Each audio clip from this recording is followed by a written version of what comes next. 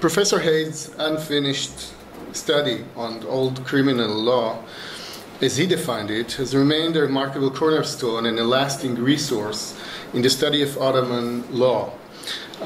It would be appropriate to begin my discussion with Hayes' observation on Ottoman codification, not only because we convened here to commemorate his contribution, but also because he was one of the first and few historians to offer a systematic history and analysis of the Kanun as a legal genre. Yes, it works. Hayes refers to the Kanun Namez as codes. According to Hayes, the criminal Kanun Namez share with the other Kanuns a great many deficiencies such as incompleteness, repetitions, contradictions between different sections, and interpolations. The sections were not numbered, nor even clearly separated, and like other Kanuns, they were not conceived as a whole, but were composed of statutes, mostly summaries of firmans, which were issued in different periods and were later put together, often in piecemeal fashion. As Hayes puts it, and I quote, "The Kanun makes no attempt to elaborate general and basic principles of crime, punishment, evidence, etc., from which the detailed statutes could be logically derived," unquote. This nature of the Kanun stands in a stark contrast with the Ottoman codes of the 19th century, which exhibited a whole different logic, to the extent that I'm not sure we can even talk about the Kanun as an artifact or an outcome of codification. The exclusive authority of the law was in the 19th century legislation, and each of the numbered clauses in every single code was meant to be applied across the imperial territories in the same manner, reflecting a deductive approach to legal situations.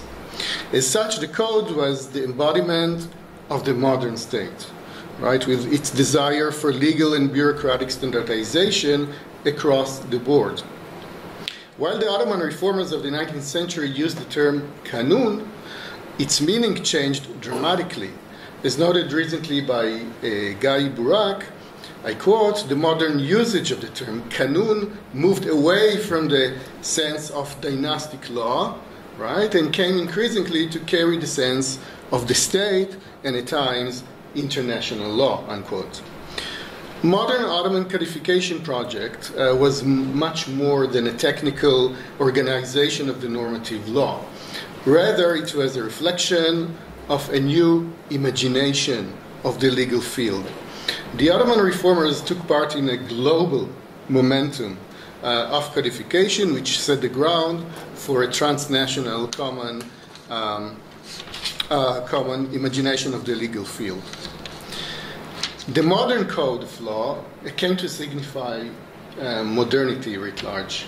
Concepts associated with modern ideals, such as systematization, simplification, standardization, and unity of practice, were the raison d'etre of modern codification, not only in the Ottoman Empire, but across Eurasia. The codification movement started in Prussia at the late 18th century, but it turned global throughout the 19th century. The modern code brought with it a certain legal mentality that was embedded in a novel conceptualization of the state.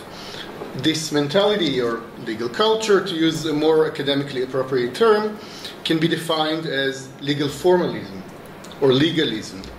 So what did it mean exactly? What do we mean when we say legalism? Similar to other versions of the continental legal tradition, maximal reduction of the judge's discretion became an ideal to aspire to. The judiciary imagined the rule of law in this formalistic version in terms of the judge's subordination to procedural law. Adherence to the codified procedure became the axis of adjudication in the reformed judicial system.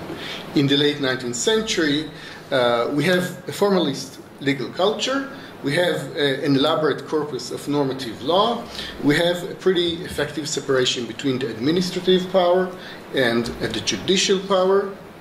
In my previous studies, I explored the emergence of this new legal culture, the way it played out in the courts of law. I focused on the judiciary, on litigants. In my recent study, I have tried to show how legalism set new constraints on political action, while at the same time offering new possibilities for eliminating political foes. The case in point is the trial of Midhat Pasha. The details of the alleged crime are described in the paper that I circulated, but just to refresh your memory, I will repeat the basic facts. The year 1876 was one of the stormiest in the history of the empire. On May 30, Sultan Abdulaziz was deposed. The ministers and the military officers who plotted against him held him accountable for the grave financial situation of the state, which was on the state of bankruptcy.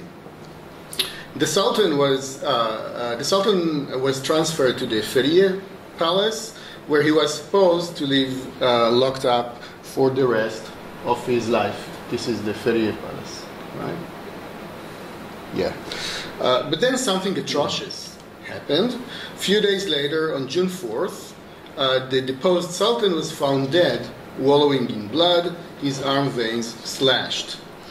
The doctors, the physicians who were rushed to the palace, examined the body and produced a short report saying that the deposed Sultan had taken his own life using a small pair of scissors that were used for trimming his beard.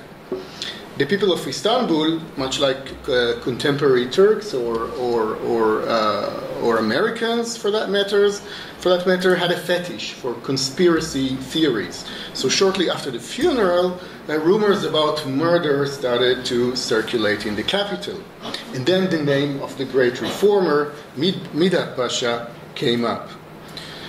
So who was Midhat Pasha? He was one of the most prominent Ottoman reformers of the 19th century. A former provincial governor, a former grand vizier, an administrator with a golden touch, who was one of the salient symbols of the Tanzimat. Both in the Middle East and Europe, he was famous for leading the Ottoman constitutional movement. And then the drama continued. Within few weeks, it turned out that there was a problem with the successor Sultan, Murat. This middle-aged man, who had no experience in the art of ruling, presented troubling signs of mental illness. Occasionally, he was bursting into tears, walking in the palace and having panic attacks, episodes which really embarrassed the palace staff and the ministers. So merely 90 days after the enthronement of Murat, the cabinet decided to depose him and install his younger brother Hamid on the basis of Hamid's promise to realize Midhat Pasha's vision, namely to declare a constitution and establish a parliament. This decision signified the grand political victory of Midhat Pasha. For more than a decade, Midhat had become the symbol of constitutional desires in the Ottoman political scene. Alas, as we know, the autocratic tendency of the new Sultan became evident when he abolished both the so-called constitution and the parliament within a couple of years. Once establishing his position, he signaled Midhat Pasha as his political nemesis. On May 1881, Sultan Abdulhamid gave the order to arrest Midhat with the charge of complicity to murder the deposed Sultan Abdulaziz, together with other 12 suspects. Already at this stage, the interrogation was conducted in accordance with the new criminal procedure that had been adopted 2 years earlier. 3 weeks after his arrest, that is May 1881, the public prosecution indicted the following individuals. 3 men were suspect of murdering the Sultan. They were simple folks who had been hired to serve Abdulaziz when he was placed in Ferrier Palace. Other 11 men were accused of complicity to the crime, namely as the designers of the plot. Among them were senior military officers and 2 members of the royal family by marriage, Damatiani. But what really made the trial a public event of enormous magnitude was the fact that 3 of the most important office holders in the empire were facing serious charges. These were the Grand Vizier Rushtu Pasha, the eyhülislam Efendi, and the world-famous Midat Pasha. The trial started on June 27. It was performed as a Nizamiye criminal trial. Commitment to the Nizamiye procedure was evident through the legal measures that the prosecutors had taken prior to the trial. The pre-trial investigation resulted in an appropriate documentation, namely depositions, police reports, and bills of indictment. The defendants were allowed to meet with attorneys and prepare the defenses, and witness lists had been prepared and approved. Nevertheless, underneath this performance of Nizamiye justice, which was evident throughout the trial, there were numerous irregularities. I will mention just a few. For one, the trial took place in a huge tent erected for this purpose at the Yildiz Palace. It was not held in a proper courtroom. The swiftness of the trial, right? Nearly 3 days of hearings. It made little sense considering the gravity of charges. In standard Nizamiye trials, the Court of Cassation quashed rulings for even very, very minor procedural violations. In this case, the Court of Cassation ignored the many procedural infringements. It ignored the fact that the witnesses who had been testifying against Midat did not speak in his presence as required by law.